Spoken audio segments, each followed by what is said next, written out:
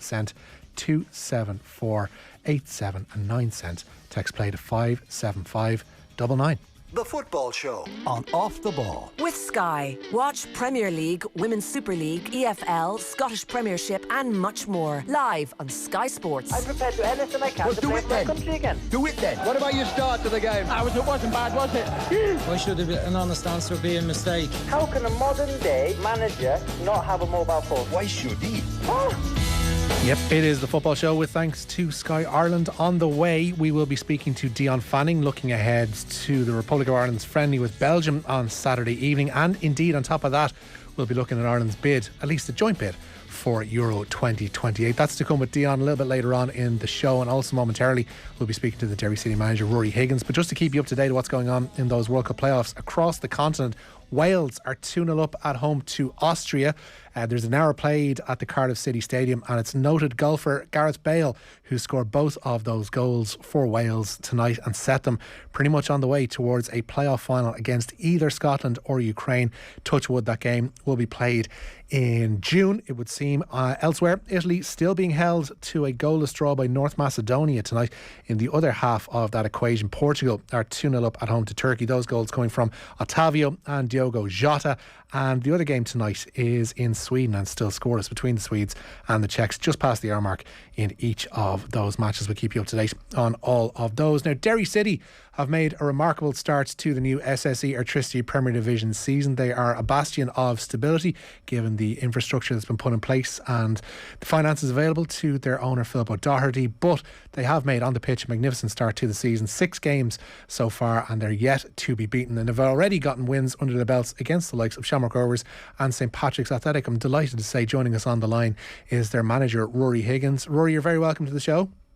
Thank you very much. Thanks for having me. No bother at all. The league is done and dusted already. 6 games in. You've gotten wins over Pats, wins over Rovers, a draw against Dundalk. The top 5 have been vanquished. This is all hunky-dory for you, isn't it? Absolutely not. No, there's no getting away with it. We've had a good, solid start. But that's all it is. You look at football all across the world, the amount of teams that make good starts and then disappear. So we're hoping that we can continue the form that we're on, but we're definitely not getting carried away, that's for sure. As you headed into the international break, I'd imagine that's the message that you left the players that you have at your disposal there over the last couple of weeks. That's what you've drummed into them, I suppose. Of course, and the players know that it's only a start. We've played a lot of good teams, that's true as well, but this league is very unforgiving. If you show any snobbery or anything like that against anyone, then you get turned over. So we just have to focus on the next game that's put in front of us and try and deal with that. You've got a squad, like when you talk about knowing that the league is unforgiving and that there's traps waiting around every corner pretty much no matter which way you turn. We've seen in the past teams in their recruitment have looked outside of the league and brought in a lot of players from abroad. I kind of think of Dundalk, I guess, in the last couple of years and what they tried to do there. But yourselves, you look what you tried to recruit, well, you have recruited, I guess, across the last couple of years up in Derry. It's been noticeable that there are a lot of proven entities that have come to the club. You kind of look back at what you did in the off-season, bringing in the McElhaney's, bringing in Matty Smith and what he'd done at St Pat's. Brian Marrett obviously done the business for Bray. And then, of course, Michael Duffy and Cameron Dunnigan and what they'd done at Dundalk. So knowing the road and knowing what's ahead in the League of Ireland is obviously a crucial thing because it's a unique beast in that respect. Yeah, that's true. I suppose we brought in Jamie McGonigal halfway through last season who came from the Irish League, but the one you haven't mentioned, Shane McElhaney from, was it Finn Harps in the last couple of seasons? Shane's been absolutely and don't get the marquee names, the Duffys and the Patrick McElhaney's and that they get all the hype, and rightly so because what they've done in their careers. But Shane McElhaney over the last few weeks has been absolutely outstanding for us, as is Cameron Dunnigan and players like that. So no, I think the attacking players always get the sort of the headlines and stuff, but I think we've done well so far, and the likes of Shane and Dunnigan and that and Brandon Kavanagh have been shining lights for us. And you've got a depth of squad there that pretty much people would be envious of at this stage too. No, well, we don't really. If you look at our squad, whenever we're missing a few, we haven't had the luxury of having Michael Duffy and Matty Smith yet. Through injury, Kieran Harkins obviously done his cruciate. So if you look at the depth of our squad, if you look at it, we've a lot of young players, under 19 players on the bench. So squad depth, we don't have a huge amount, but what we do have, and it was important and in our recruitment, is that we'll be signed players that have versatility. And we were quite successful in that regard. So that's been very helpful with the injuries that we've had so far into the season. Yeah, we mentioned Kieran Harkin's injury. The one that grabbed a lot of headlines, obviously, a week or so ago, was Michael Duffy's. He'd only just come back from a hamstring injury and then had lasted 12 minutes against Drogheda and fractured his tibia. How long do we reckon Michael is going to be out for? We're not going to put a time on it. It's unfair on him. Yeah. But we just want him to. He's in good hands. We have brilliant medical staff here. Michael Higgerty leading it. Kevin McCready, our S&C coach. We have a fantastic team who will support him and give him everything that he needs in his road to recovery. But it's a huge loss, no getting away from it. But we haven't had Michael so far this season, or we haven't had Matty Smith really at all. So we've navigated the first few weeks well. So hopefully that continues. The main thing about, I guess, for those long-term injuries is keeping the emotional and the mental side of things up for the player involved, because that will be the most difficult thing from their perspective, is being unattached, I guess, for so long and away from the ins and outs and the day-to-day of training and playing and being a day-to-day footballer. When you're outside of that, when it's taken away from you for that length of time, it can be a difficult thing mentally. I know you would have dealt with injuries yourself as a player. It's a tricky one, and I'm sure the structures are there in place around Michael to help him through this period too. Of course, and what they do have is they've got brilliant teammates, they've got good staff here who'll look after them, and they live local, so they're not away from their families and children and stuff. So they've got good families around them as well, which is important. So no, they'll be taken care of, and every day they come in, they'll be made feel part of the group, which is a huge part of the group, but you can't feel detached from it. So no, it's important that we keep them with us and involve them as much as we can. Talk to us a little bit about Will Patching, because there's a player who, when he was signed, and Vinnie Perth has always spoken very highly of him, and did when he was in and out of the club for that year at Dundalk. When he was signed initially, he pointed towards him saying, this is a guy who's come through the system of Man City and has the scope to be a very impressive player going forward. Through what happened there at Oriel Park, it never really caught fire for him, but it did once he went on loan there last season to yourselves in the first half of last season. What was it about the combination, that confection of Derry and Will, that managed to spark his career, I guess, into life up there, and tell us about the impact that he's made up there, because he's been an absolute sensation for you. Yeah, he's been fantastic. He didn't play in his first season at Dundalk, and then he wanted to get out on loan. And Declan Devine brought him in on loan. Brilliant signing from Declan, brought him in. And I can only, I suppose, talk about him from my dealings with him. Absolutely exceptional footballer, really top level, and I think with his ability, people talk about his creativity and all those sort of things that are of a top level, but he moves well, he's a good athlete, he's quick, he picks up second balls, he does the other parts of the game well, but he definitely does have that X factor at the top end of the pitch where he can hurt you, and we're delighted to have him.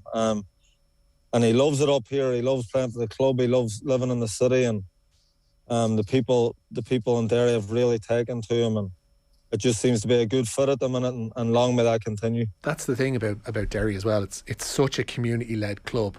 I mean, and it has forged particularly its own identity, given the unique circumstances around the club, of course, and then given the fact of where it is geographically. But it does require a buy-in from people who mightn't necessarily be from the area to I guess feed into what Derry City has been about in the league for the last nearly 40 years at this stage. That's right, and it's important that we have a lot of local players, but it's important that the players who aren't local are educated on the city itself and on the club. So, no, he's bought into what's happening here. He's bought into living here, and the supporters love him, and he's really grasped that responsibility that he has within the team, and it suits him. He's a real laid-back, languid sort of character, but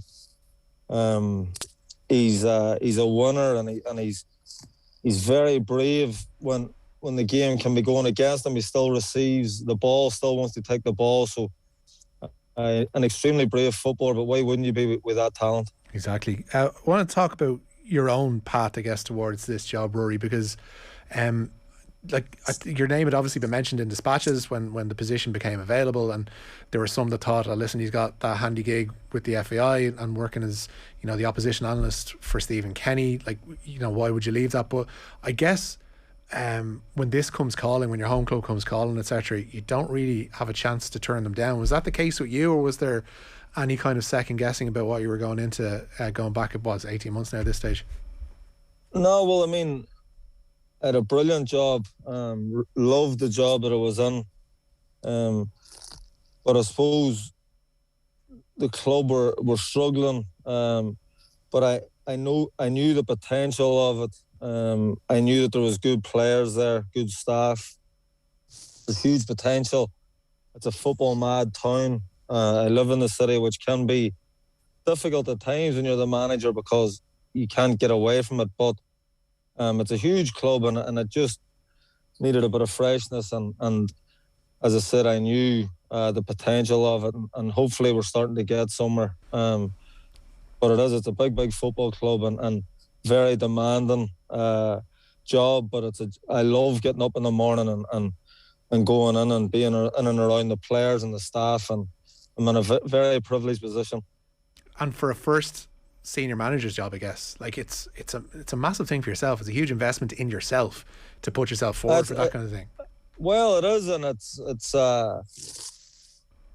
probably a courageous decision because it's difficult managing where you live, and there's a lot of pressure on you. But as I said, if I didn't feel that I could try and help move the club on and take it to the next level, then I wouldn't have taken it. And to be honest, I had a fantastic grounding in the roles that I had been in before. Had a brilliant time at Dundalk, was part of successful teams there, and then got great experience and exposure with my job in terms of the FAI and working with brilliant people, Stephen, Keith Andrews, a lot of outstanding people. So I learned as much as I could everywhere I went, and I felt that I was ready, and I had done the groundwork to take the next step.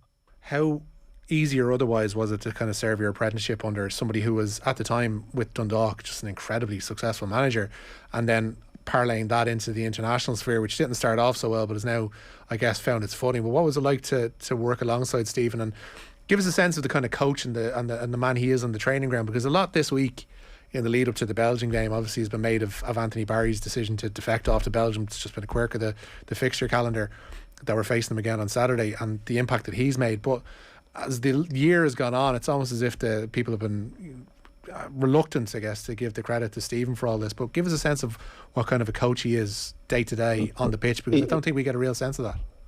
No, he's an outstanding manager. In terms of my football career as a player and as a coach, I owe him everything. He's outstanding. He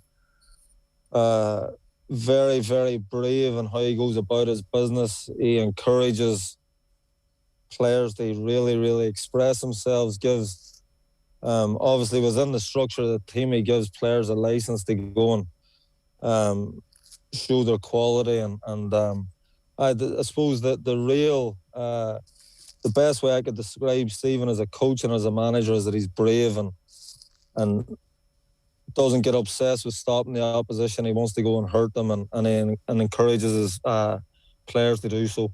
So when Ireland were going through that particularly rocky period, and results obviously weren't going their way, and that run without goals and run without wins, and was building up and building up. You had no sense that this was going to, see him fail around that. It was never going to happen. He's so Steve, as I said, he's brave. He's an attack-minded manager. He wants to impose ourselves in the game, and he was never going to go away from that, regardless of results. And the proof's been in the pudding. I think over the last number of games, you can see that the evolution of the team. The young players are coming to the fore, and we've found a way of playing. And Stephen really believes in it, and I think the players have completely bought in, and I think it's refreshing to see an Ireland team playing in the way that we're playing. On the other side of that, has he given hope, I guess, to the rest of the league and to younger managers like yourself, that if you do perform to a certain level with a League of Ireland club, if you get league titles under your belt, if you get trophies under your belt, if you can perhaps make a run in Europe, then it shows that these kind of top jobs are available to the likes of your Ruaidhri Higgins or your Tim Clancy's or whomever else, Keith Longs, should they be successful in their own particular roles? Listen, it's fantastic. And Stephen, without a shadow of a doubt, deserved the top job. He amazing success domestically and in Europe. Put it up to some fantastic clubs in Europe, and then took it into his under-21 job, where we were going and beating Sweden and unlucky not to beat Italy, and he was winning tough games and getting good results and really tough fixtures with 21. So he was ready for it, and he's took it in his stride.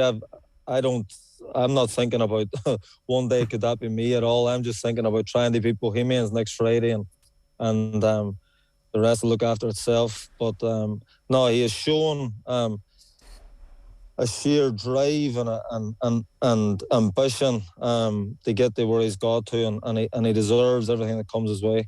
We'll set aside the wanting to beat Bohemians next week, because I don't want to fall out while we're on the air, Rory. That'd be a pretty bad percentage. But circling back to Derry, I want to talk about a lot was made, I guess, of the finances that are supposedly available to the club.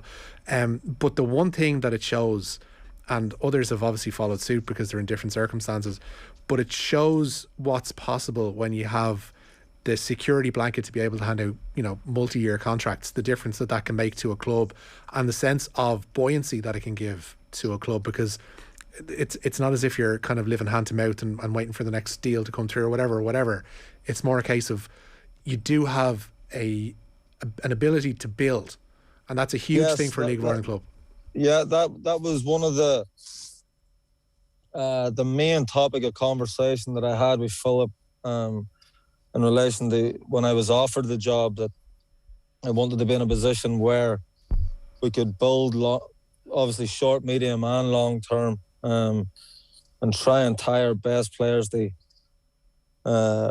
really long contracts, so it gives us security going forward, and we're able to build something, and you're not scratching around every year trying to pick up a player here and there. So the club made it clear that they would support me, and that's the way they wanted to go anyway. So no, it's been very, very good. That's been the biggest change in all of this, and I know people talk about Philip's wealth, but when we spoke back on the 22nd of April or whatever it was, the plan has never changed. We went after the players that we said we were going to go after, and the budget hasn't gone up or anything like that since he sold his business. So he's been extremely supportive, as is everyone on the board and in the club, and we want this to be successful over a long period of time, not just a quick fix. There seems to be like a 3, 5, 10-year plan almost in place for the club. What's the immediate, because I guess winning trophies again is the primary objective for Derry City, and I'm thinking beyond like your playing days there when you won the League Cup for fun. pretty much every year. It became the Derry City League Cup at that stage. And we won a couple of FAI Cups as well. You did indeed, yeah. Lost in 2008 though, but we won't mention that. But let's not talk about my penalty. Well, can we? There was a great penalty. I was behind the goal for that, Rory. It was fantastic. Great day out. No, but just in terms of winning trophies, I mean, that's something that's going to be hugely important to Derry City making that next step, I guess, and contending for a league title.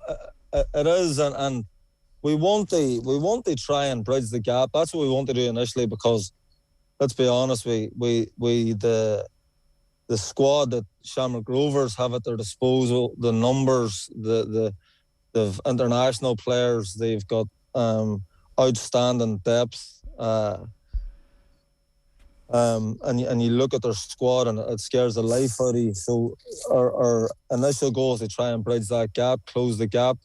How much we can close it remains to be seen, but they're far and away the biggest and best squad of players in the league, and it's up to everyone else to catch them. But the biggest buzz for me, and I think it is for the chairman and the board, is that we're seeing a full Brandywell at the minute.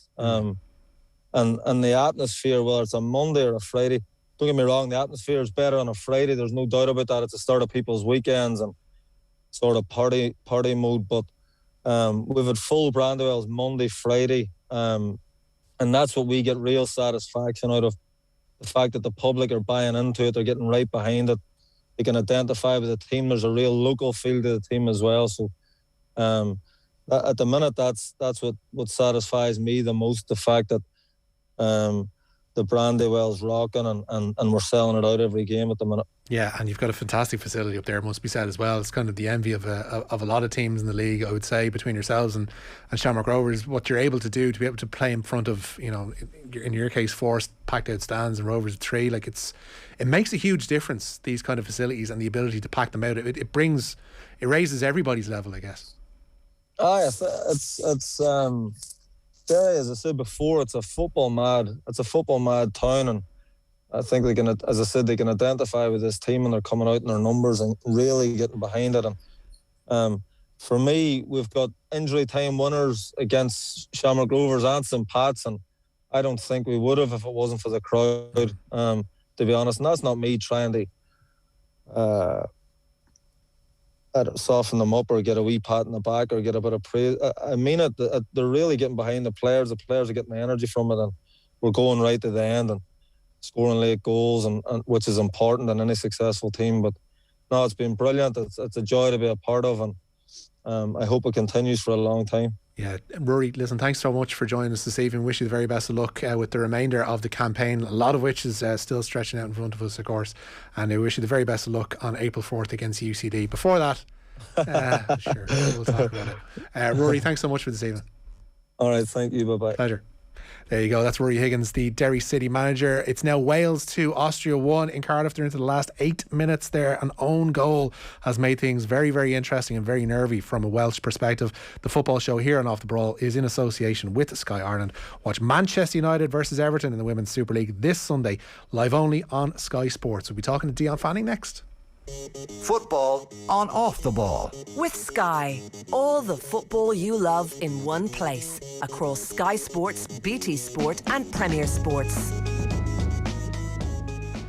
News Talk's Talking History podcast focuses on the human side of history, unravelling the gritty, dirty and sometimes uncomfortable side we don't usually hear much about. That crowd defeated one of the best armies in the world. They're much more interested in presenting her as the perfect counter-Reformation saint. Presented by Professor Patrick Gagan. So let's talk about the legend of Spartan warrior supremacy. This podcast takes a critical look at some of our great historical personalities, plus the political, social and cultural events that have shaped our history. Well, it was said that you could trust Shackleton with your life but not your money or your wife. New episodes of Talking History are released every week on newstalk.com or on the Newstalk app. powered by Go Loud. The shortest distance between 2 points is a straight line. Now, you can either go direct to 123.ie and save, or you can follow a squiggly line and just get all tangled up and don't save anything at all. And take that from a man who has been following squiggly lines his whole life. You can save up to 20% when you buy a new car insurance policy online. I think she just called me squiggly. Acceptance criteria, T's and C's apply. 10% online discount plus 10% multi-policy discount. New car policies only. 123 Money Limited trading as 123.ie is regulated by the Central Bank of Ireland. RSA Insurance Ireland Act provides 123.ie car insurance. On the night of April 3rd, we'll all come together to fill out our census forms. And the information you provide will help show where essential services are needed in every part of the country. So on Sunday, April 3rd, be a part of Ireland's future. Be counted. Visit census.ie to find out more. In these troubling times, worries and problems can become magnified, making it difficult to cope. At HelpLink Mental Health, we are here to help by offering free or low-cost counselling support 7 days a week and out of hours. All HelpLink services are available nationwide, from free counselling for gambling addiction to low-cost, general, youth, addiction, couples and bereavement counselling. So if you or someone you know needs support right now, talk to us at helplink.ie. Style your home this spring with Harvey Norman. We have great deals on our huge range of homewares and bed linen. Brighten up your home with 20% off all floor and table lamps, or discover our new range of garden solar lights starting at just €25. Shop our colourful outdoor cushions and throws from only €20. Plus, save up to €100 on our stylish range of mirrors. Shop these deals and more in-store or online at harveynorman.ie. Go! McGurk's Golf welcomes the tailor-made tour truck to Leopardstown Golf Centre on March 28th and 29th, and Kinseely Driving Range on March 31st and April 1st. Get fitted like a pro by tailor-made custom technicians using TrackMan technology. Try the all-new Stealth clubs with extended head and shaft options. Book your slot now at mcgurksgolf.com. This is not just a dine-in, this is the M&S Mother's Day Family Dine-In. Treat Mum to a spring feast with a roasting joint, 3 delicious sides and a sumptuous sharing dessert for only €20. In-store March 24th to 27th. This is not just food, this is M&S food. Subject to availability, see in-store for details. New from Go Loud. Unusual Suspects tells the incredible tale of the 1993 Rochester Brinks heist. You can see the stacks of money bulging through the nylon. We'll hear the inside story of the FBI's investigation into the $7.4 million robbery. FBI are watching it 24 hours a day. The Irish priest of Manhattan, the IRA man turned comic book dealer, and an ex-cop. In order to be one of them, you have to be a pathological liar. Subscribe now to Unusual Suspects, a Go Loud original. Football on Off the Ball. With Sky, all the football you love in one place. Across Sky Sports, BT Sport and Premier Sports. They're into the final 3 minutes at the Cardiff City Stadium, where Wales lead Austria by 2-1. That Ben Davies' own goal, making things a little bit more interesting and a little bit more nervy from a Welsh perspective for the final 10 minutes there. But those Gareth Bale goals mean Wales, for the time being, are heading through to a playoff final against either Scotland or Ukraine in the summer. Touch wood. There has been high drama, by the way, at the Dragao in Oporto, where Portugal lead Turkey by 2-1. Those goals coming from Diogo Jota and Otavio for the hosts. But Burak Yilmaz has scored for the visitors, and he's also skied a penalty over the crossbar that could have made it 2-2 with 5 minutes to go. But they're into the final minute in Oporto, and it's still Portugal 2, Turkey 1. Scoreless still at the Renzo Barberi Stadium in Palermo, Italy, taking on North Macedonia there. That stadium famous or infamous for draws in Ireland's group, of course, during the 1990 World Cup. It looks like we're heading for another one there tonight. Italy 0, North Macedonia 0 is the score in that one. And scoreless 2 with Sweden taking on the Czech Republic. The winners of that one will play Poland in the playoff final. But Ireland are in friendly action, of course, this coming Saturday. They are playing Belgium at the Aviva Stadium. And much changed Belgium, it must be said. They haven't brought over players with 50 caps or more, so the likes of Thibaut Courtois, Eden Hazard, Kevin De Bruyne and Romelu Lukaku are all missing, but they still have a pretty star-packed even squad to put up against the Republic of Ireland on Saturday evening, and a chance for Stephen Kenny to really measure how far Ireland have come in the past 12 months or so, off the back of 6 games unbeaten, 4 games without conceding a single goal, stretching over 430 minutes at this stage. Joining us to look forward to that and a little bit more as well is the associate editor of the Currency, Dion Fanning. Dion, you're welcome to the show. Hi Richie, how are you? Good, thanks. I want to talk about, before we get to the friendly, the business of the bid for Euro 2028, because we thought Ireland, along with our pals across the water and up in Northern Ireland, were going to have a solo run at this thing, and that we were going to be, pretty much welcomed through, and everyone's going to be happy and hunky-dory that we're hosting about 3 or 4 games in the Euros in 2028. But Russia and Turkey have put their spoke in there as well, and Italy have thrown their hat in the ring for 2032, and things just seem a little bit more complicated. And I guess it's raised more questions over, should we be doing this, I think, is and who are we in bed with for this thing as well? Because you look at who's involved for 2028, you take, the English perspective, throw them in against Russia, throw them in against Turkey. Nobody really seems that attractive for UEFA to hand the Euros to for 2028. I don't know what you made of it all. I think ultimately it probably will end up with the joint bid, the Ireland, England, etc. Let's do that in that order, Richie. Ireland, England, and so on. I think it will end up, like, obviously the Russia thing was isn't was just like in their acts of bad faith of recent times. It doesn't merit, it's not in the top 1,000. When you have one of their officials saying this is not a joke, like, I think it probably tells its own tale as regards their intent for this application. Yeah, I think it is. It's just a small act of malevolence, and I don't think it will detain people too long. Like it does. Obviously, how compromised UEFA, FIFA are with Russia, with Gazprom, with all those connections. I think even this Russia bid is almost even just a way to kind of demonstrate. We haven't gone away. We're still here, and we know we were all living high on the hog together 6 weeks ago. And it's just a reminder of those connections which have done huge damage, did huge damage, should have been seen for what they were a long time ago, really, like between FIFA, UEFA, the World Cup in 2018,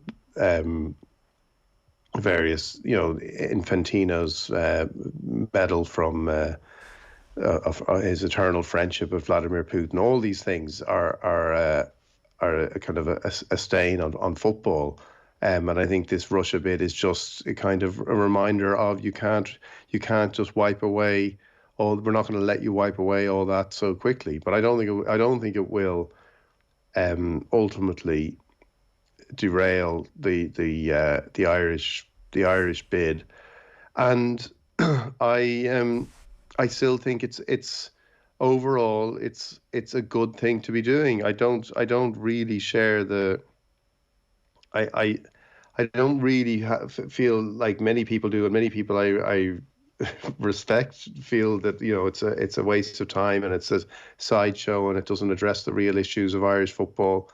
I don't know how time consuming it's going to be and why it should really derail or detract from those issues. And I think there is a potentially quite a big upside for Irish football, and it's worth doing. The main point I think that a lot of people have the main fact that people have pointed out about it is that there's actually very little legwork involved in this, because if we are one of 5 nations co-hosting the Euros, then we're going to have 4 or 5 games. We've got 2 stadiums in Dublin that are already built that don't need any work. Maybe Croke Park might need temporary seating put on the hill, but that's that is what it is. But it's not as if we're building the Bertie Bowl in an effort to bring this thing here and that there's millions being ploughed into it. It's a relatively low cost, low energy, low input bid from an Irish perspective for the Euros. I mean, the one question that will be hanging over is what are Northern Ireland going to contribute to it, because they're waiting for Casement Park to be built, and if they are waiting for Casement Park to be built, they're waiting for access from the GAA. Windsor Park isn't going to be big enough to host any games. That's its own thing. But from an FAI, Irish government, Irish people perspective, this is kind of, we can always put our feet up and let everybody else do the work. But do you think that actually, that slightly, as you say, like there isn't a lot to do, like the fact that it's slightly underwhelming in that regard, even though we all applaud it, like the kind of the responsible, fiscally kind of responsible, mature aspect of our personalities, all applauds that. There's a part of us that wouldn't mind, like, you know, the monorails and the we want the discussion and the models of the stadiums that are going to be built, and like this idea that if somebody came out and said we're going to build 360,000 seat stadiums in Galway, Limerick, and Cork, you know, there would be one part of us going, this is terrible and irresponsible, and we don't have the money for this. But the other part of it would be like, show us the plans, show us the. You know, show us show us every bit of state-of-the-art technology that these new stadiums are going to have, and we get excited about it. So I think in some ways the fact that it is so prudent and there's so little downside in the point of view of cost and outlay and all those things also means that there's, as you say, like as the stadiums are there in Dublin, there's not going to be a huge amount. There will still be a cost, there will still be various things, but there's not going to be that wastefulness, but there's also, again, not going to be the things you can demonstrate as the kind of end product from a construction point of view. What we all want is a Louis Kilcoyne type figure to come out on the Late Late Show with 3 different models of the stadiums that he's going to build. You know, one of those professional models behind each of them, and a very reluctant Stephen Kenny being brought on to talk about it as well. But that's another story for another day. But you mentioned like the overall upside that a bid can bring the game. That's, I guess, what people will be most sceptical about, because they'd say, well, what legacy is hosting like Sweden against North Macedonia in a group match in the Euros going to actually do for Irish football? And that's where people, I guess, would have that, you know, gap in their, you know, in their knowledge or in their believability about what's going to actually happen from this. But you see, that was the argument, or that was when people shrugged when the Euros didn't take place, the games were moved from Ireland because of COVID regulations last year. People shrugged and said, sure, we didn't want those games anyway, you know, Sweden, whatever they were, the group matches. And then we watched England-Germany take place at Wembley, which should have been played at the Aviva. And, you know, okay, the circumstances were different, but we were starved of anything. Nothing had happened in the country. For understandable reasons, but nothing had happened in the country. And you saw that game, and I remember that it was such a beautiful day in Dublin. And you're thinking, God, it would be nice to be walking along to the Aviva to see England play Germany now. Now, the legacy is a different. Like, the legacy is. I accept that point about what is the legacy, and I think that, you know, a lot of the stuff that the FAI say. Is slightly intangible about the legacy, you know, what it can be. It's sort of, you know, but I think there's something to be said, you know, in a very simple level, in bringing good, you know, bringing a portion of a big football event to Ireland. I think that's not a bad thing to want to happen. It doesn't mean that the issues in Irish football are going to be part or aren't critical to be addressed. But I think both of them can be done. And I think the idea that you should wait until there is, you know, that issues have been solved or addressed, like to what extent, like what is the metric you would say, right, we have now reached a point in Irish football where we actually maybe can do this as well. Now, in an ideal world, that, you know, all the top quality football, all the excitement of football will be coming from the football that we get here throughout the year. But I think there's nothing wrong with saying, right, there's something else we can do. I was struck by what the chief executive of the Scottish FA said at the launch when he said the hosting the matches for them brought football to a different audience that they weren't reaching. And I think this is an important thing. There's a huge audience for football, whether we like it or not, that doesn't really engage with the game at the moment domestically. And people can complain about that. They can give their reasons for it, some of which are valid, some of which may not be valid. But the reality is they're not engaged with it, except for, you know, Ireland international games. And if there's something that says, right, we can we can harness that appetite for football, which is huge in this country, absolutely huge. Like you look at the viewing figures for all football matches. You look at for the Euros last year, like people are watching football that doesn't contain an Irish team. It isn't involving Ireland in numbers that put other sports to shame. Like it is the biggest game.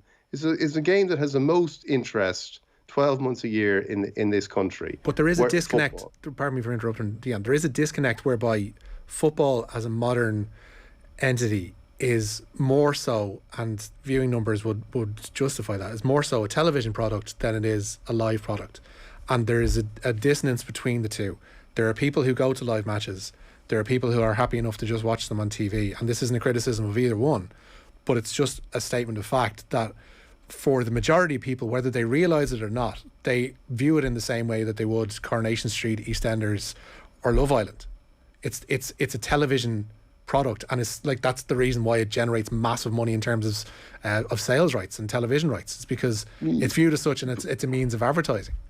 I don't think they view it. I accept I know what you're saying. I don't think they view it the way they watch soap operas. I think it's like we're not going to uninvent television.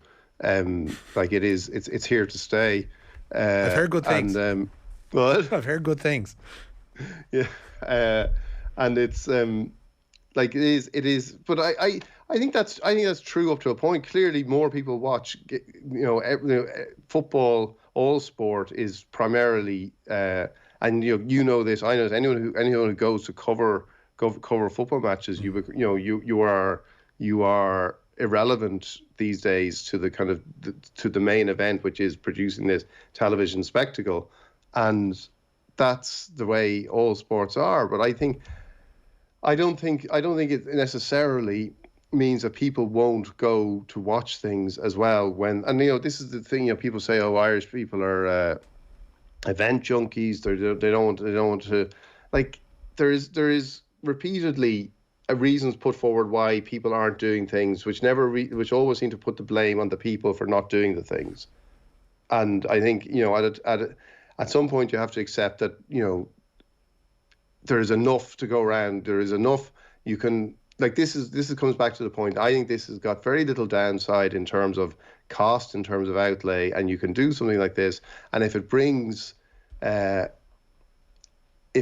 tournament and it brings an element or a fraction of a tournament to here, that's great. And then if there is a legacy in terms of more engagement, more participation, people wanting to do something, people wanting to go to games, people wanting to go to games in stadiums that have been, and this is key, like that, that have been improved, that the FAI have put money into, the facilities are there. And I think there has to be a willingness from all sides, like that, this is like, we're going to be kind of, it's not going to be that sense of, them and us, or like there are these people who are watching television, and I don't think that is the case for the majority of people. I think most people, I think Stephen Kenny made this point last week, most people in this country are football fans. People who support League of Ireland clubs also support Premier League clubs. They follow football. They follow football across Europe and across the world. So I don't think it is this kind of culture war that we sometimes kind of can believe if we spend too much time on Twitter or something. Yeah, a lot of this talk about the Euro build-up, and I guess it's only to a degree in this conversation as well, Dion, is taken away from the fact that Ireland are playing this weekend against the world number one side, albeit a slightly altered one. But we mentioned it in the news round, Joe pointed it out. It's nice to go into a friendly that doesn't feel like a referendum on the future of Stephen Kenny as manager. There is not a sense of relaxation about this one, but it's a shot to nothing, I guess, and it's a chance to just show a mark of where we are in terms of a world number one or a top five side in the world, or whatever you want to gauge Belgium by, rather than, Jesus, is this the way we should be going or not? Yeah, although I quite enjoyed, as somebody who felt like Stephen Kenny should be getting the contract, I quite enjoyed the last few games in that kind of referendum, because there was such an atmosphere of defiance and hope at Ireland matches, perhaps influenced a little bit by the fact that people felt they were kind of having to demonstrate their support for a manager who's trying to do things the way I think is the only way you can actually be doing things as Ireland international manager. That it added another layer, and added something to those games. Now I think you can see again in the response, the sales of season tickets, the sales. I think the Belgian game is going to be a sellout. Lithuania tickets are selling very well. There's that appetite remains to watch the Stephen Kenny team, the players that are there, the way that they are playing. So I think it is good that he doesn't have that hanging over him. It's great that the contract has been sorted out in the only way that really was sensible, because I think it just acknowledged the level of work that needs to be done and that he has begun to do. So I don't think it's. I think it's great that he doesn't have it hanging over him. I hope, I think it will. It should, but I do think those games had a sense of jeopardy because of that kind of energized the crowds. Could a 6-0 spanking at the hands of Belgium could well alter things and alter the atmosphere going into the Lithuania match, but there doesn't seem to be the sense that hammering is going to come on Saturday, and to a degree that's an odd kind of progress, but progress nonetheless, really. Yeah, I think it's. No, I think it is. I think there is a real sense of a team, and I know there's players missing from this one, but there is a real sense of a team developing and understanding and knowing what they're supposed to be doing. And I Stephen Kenny did say that the experimentation is coming to is at an end, and that has been demonstrated in the performances. In the way Ireland have played, and I think that's something that people can will go to this game anticipating. And I think there is just such a feeling of goodwill around this team that you kind of don't feel it like, okay, they're not, the crowd aren't playing the game, but they are going to, I think, for a friendly match to have a sellout crowd in Dublin. Getting behind the team does give it a sense of Ireland aren't going to be humiliated. I don't think it's a question of being humiliated or anything like that. And I think I just feel the kind of elements of already what has happened with Stephen Kenny are so encouraging that I think they're like this year you go into it now. Obviously, the things are a little bit up in the air for the games in June now for all of them because of Ukraine, and the moving of the Scotland game. But I think there is just that sense that this is a year when the foundations that were laid last year. There's now going to be a real appetite and a desire to see progress, and that's what you kind of do expect from Kenny now. Optimism all the way around tonight, Dion. I enjoyed it. Thanks, Richie. Cheers. Dion Fanning there, the associate editor at The Curreny. The football show here on Off the Ball is in association with Sky. Watch Manchester United versus Everton in the Women's Super League this Sunday, live only on Sky Sports.